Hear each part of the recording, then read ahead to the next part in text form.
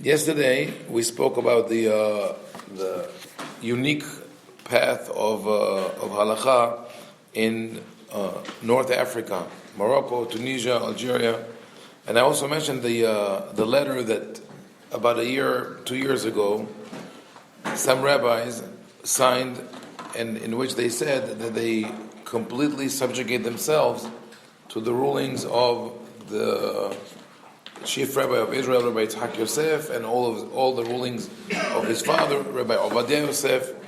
And then it turns out that some of the text of the letter, that the way it was given to the leading rabbis and the way it was presented was not the same. But also, besides that, those who did know what was written in the letter and signed on it, that was not agreed by all. One of the rabbis who came out against it, and it's important to understand this, the context. Rabbi Zechariah Zermati, who's is the head of Mechon Torat Emet, and he's the one who published also Divrei Shalom Ve'emet and other books that present and preserve the minhag and the ruling of the Moroccan rabbis. And like I mentioned yesterday, it's not just about when we say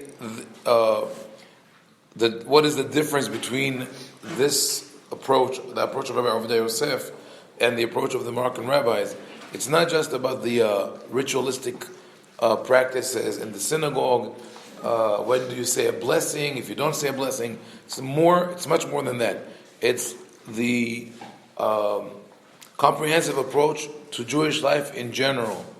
And it means that if the rabbis who lived in Morocco 100 years ago would have lived today, they would have ruled differently.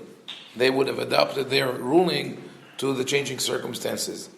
Whereas the approach of Rabbi Ovadia Yosef and his followers, and his sons and his students, is to freeze halakha, to say this is where we live, and even though we live in a changing reality, we're going to follow the rulings that were issued 500 years ago. That's the practice.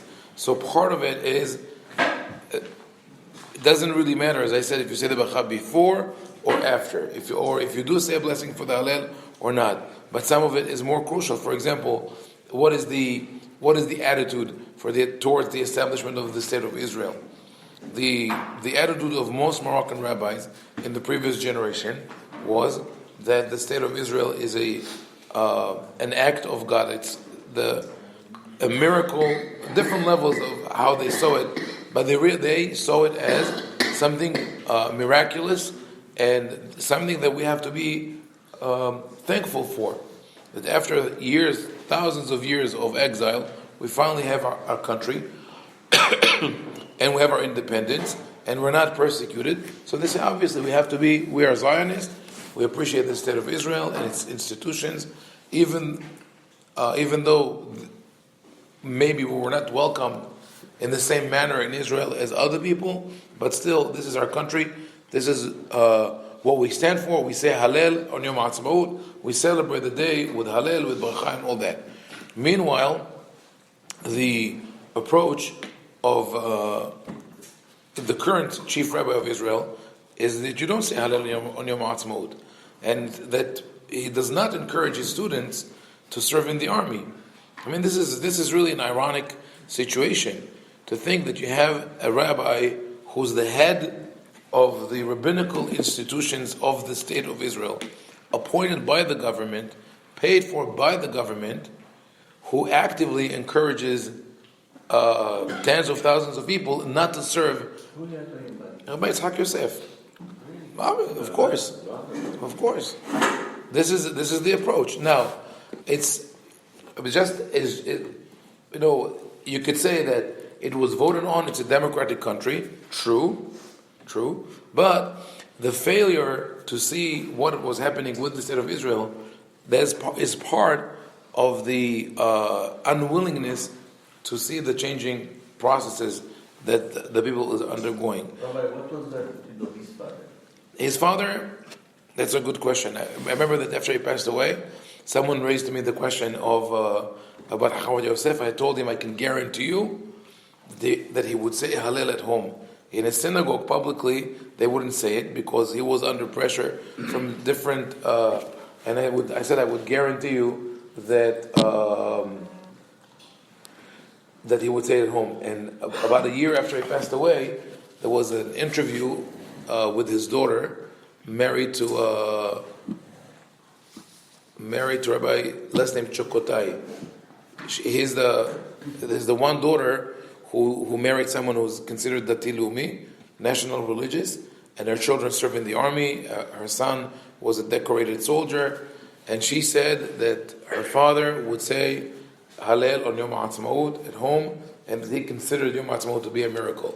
So I also know that when he was much younger, after he came back from Egypt to serve as a rabbi in Israel, he was approached by what is called the Bet Din Tzedek Asfaradi. There was a Sephardic Bet Din in Yerushalayim. There was very fanatic. They were anti-Zionist, and they wanted to appoint him as a member or even the head of the Bet Din. And but their condition was that he would denounce the state of Israel, and he refused to do that. He rejected their position. That was Rabbi Ovadia Yosef, the father. Already, it's a very small group. They're located in Mash'arim. No. Some of them Iraqis, some of them Syrians. Yeah, I think Rabbi Yaakov Mutzafi was the head of this sect. Even today, you have that. Today this attitude towards the state of Israel has spread to all Sephardic communities. There's a Rabbi Daniel Biton who he's the one who published all the new Hok Israel and Mikro Dolot and all that, where when you read what he writes about the Knesset and the state of Israel, such vituperative language, very really poisonous. And he says, how can people talk like that? He says they're heretics, they destroy Am Yisrael, they destroy the nation. Anyway, but this is only one facet. The other thing is, how do you deal with people who are considered for some less observant? Rabbi Ovadia Yosef was more welcoming. Now there's a new approach among the followers and the Shas movement where they say, forget about Shabbat observance or eating kosher or not. They say if you own a smartphone, not even you carry it with you, if you own a smartphone, you cannot be a hazan. You're not a kosher person. But there is a kosher smartphone. The kosher smartphone is a no, David. The kosher smartphone is a stupid phone. You pay more to get a phone. You pay more to get a phone with no. You pay more to get a phone with no internet and with no text messaging. The kosher means the fear is okay, but I know it sounds funny, but that's part of. Yeah, that's part of, not only because, but anything that they say that part of the problem is they don't want children or students or this to be exposed to pornography. But who looks at pornography? Like with all that, maybe 1% of people use it. Yeah, exactly. This is not. Wait. This is not. I'm telling you, this is not what will stop them from doing that. People who want it will get it no matter what. And people who I know what is going on in Bnei Brak. Believe me, I know. And people who want it will get it anyway. That's not the where you draw the line. They used to say years ago that if you have a TV, you can't put your kids in a certain institution. They will not be accepted to yeshiva. Then it went to the level of, if you have a TV at home, you're a goy. Now everybody has a smartphone. They has more access to information around the world. So they came to the conclusion that you cannot own a phone. You cannot use the internet unless, of course, unless you have to use the internet, which is when you travel, when you do business, when you go to the doctor, like basically everywhere. But one of the rabbis of that movement bragged that in his class, one of the students, he noticed that the student has a cell phone, a smartphone. He called the student up. He said, "Go get me a bowl of water." He got him a bowl of water. The rabbi took the phone and dropped it into the water. and then he said, sue me, but which according to Din Torah, according to Halacha, he can sue him, he can get, of course, but he's afraid to do that. But that's what I'm saying. This is kind of a fanatic approach. The rabbis of the past, and I'm saying Rabbi Yosef Meshash, Rabbi David Shlush, Rabbi Rafael Berdugo, all these rabbis, if they would have seen that, their hairs would stand up. Then not that they approved of everything that happened, but they always worked with people, with the community, trying to understand how can we help people, what are the problems that people face, and how can we solve them. Remember, it's about this time of year, soon we're going to enter the period of Shlosh Shavuot, the 3 weeks. According to Ashkenazim, you don't conduct weddings from Yudzayin Bet Tammuz until Tisha B'Av. It's 3 weeks in the summer where it's the best time to get married. From spring to the summer, this is when people want to have weddings, and then you cut 3 weeks off. The Sephardim, to say the truth, their minhag was only from Rosh Chodesh Av to Tisha B'Av, only 9 days. But the 9 days, that's it. So and nobody does a wedding during the 9 days. But Rabbi Yosef Meshash had a case where there was a very narrow window of opportunity. There was a case of a couple that split the time between France and Morocco, and the rabbi said if we don't conduct the wedding for them now, they're going to rely only on civil marriage and not going to have a kosher wedding, and I want to do the wedding for them. When was the date that when they traveled to Morocco and were able to have the wedding? The only date that they had was 1 day before Tisha B'Av. 1 day before Tisha B'Av. The rabbi said, we're going to conduct the wedding because it's more important to have the wedding than to keep the practice or the superstitions of the fears of not getting married during that time. That means that he was trying to understand and work with the people. Right. I'll give you one last comment on that, and we'll go more in depth into this, the story of the letter and how it was refuted. One more argument about the different role of the Sephardic and the Ashkenazi rabbis. First of all, before that, I mentioned already that Sephardic Jewry, from the very beginning, was very open-minded in understanding the outside culture. When I say Sephardic Jewry, I'm not talking about 50 years ago or even 200 years ago. I'm talking about the very beginning, 1,300 years ago. When we started from the time of the Geonim, the leaders, the heads of the yeshivot in Bavel, they said that you cannot be a scholar, you cannot rule on issues of halakha if you don't know linguistics and mathematics, science. The students of those Geonim translated all the works of the Greek philosophers from Greek to Arabic. So they were the first ones. Then the what we call the Golden Age in Spain, which was centers in Spain but was connected to North Africa and Iraq and Egypt.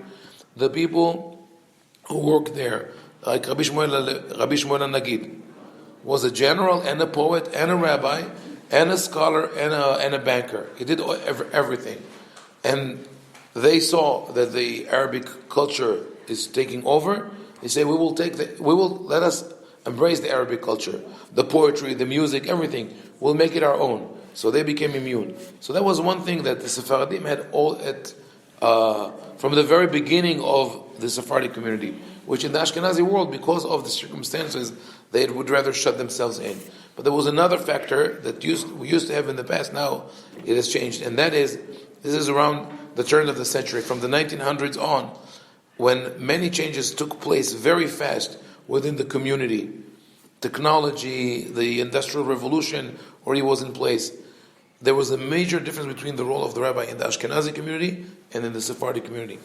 In the Ashkenazi community, the rabbi was a scholar who was paid for by the community, and he would sit in his study all day.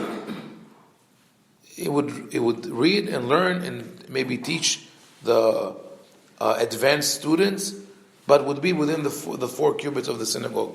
Whereas in the Sephardic community, the rabbis would be involved with the community. The rabbi was not only a teacher and a rabbi, he would also be the mohel, sometimes the sofer, the shohed. So he would be around town and interacting with people at all levels. Member of the government. Member of the government, right? Haim Ovadia, Definitely. Rabbi Rozek in Romania.